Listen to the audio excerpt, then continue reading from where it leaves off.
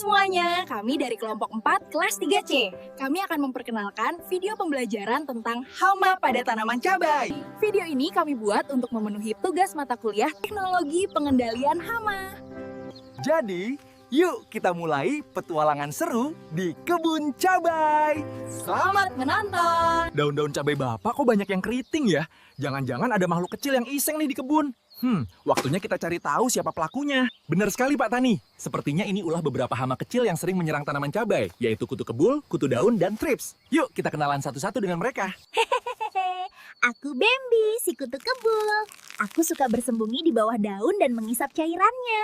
Daunnya jadi kuning, keriting, dan tanamanmu jadi lemah. Tapi jangan khawatir, aku cuma numpang. Sedikit aja kok. Hai, aku Dona, si kutu daun. Kami suka tinggal di pucuk muda tanaman cabai. Daunnya empuk dan seger. Enak banget buat kami isap. Tapi jangan salah ya, kalau kami terlalu banyak, daunmu bisa menggulung dan tanamanmu jadi lemah. Hehehe, aku Trix, si Trips gesit. Aku suka mengisap bunga dan pucuk cabai. Lihat tuh, bunga cabaimu jadi coklat dan rontok. Keren kan?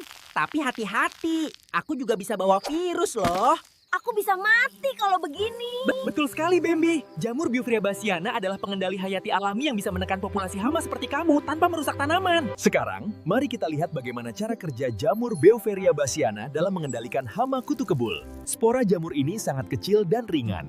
Saat menempel di tubuh hama seperti kutu kebul, jamur akan mulai tumbuh dan menembus kulit serangga. Di dalam tubuh hama, jamur akan berkembang biak dengan cepat, mengambil nutrisi, dan akhirnya membuat hama kehilangan kemampuan untuk makan atau bergerak. Inilah mengapa Biophria bassiana sangat efektif sebagai pengendali hayati. Ia bekerja secara alami, aman bagi tanaman, manusia, dan lingkungan.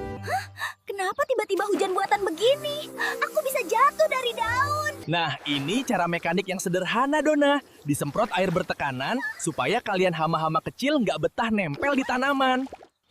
Tapi, ini bukan adil namanya. Aku cuma nyari makan sedikit. Dengan cara mekanik seperti penyemprotan air dan perangkap warna, populasi kutu daun bisa dikendalikan tanpa bahan kimia. Sekarang, kita akan belajar tentang pengendalian fisik dan mekanik untuk hama kutu daun.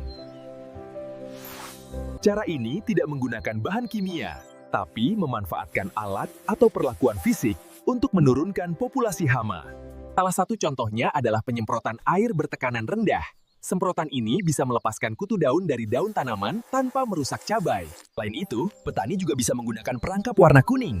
Kutu daun tertarik pada warna terang, sehingga mereka akan menempel di permukaan lengket perangkap tersebut. Ada juga pengendalian fisik menggunakan mulsa reflektif perak.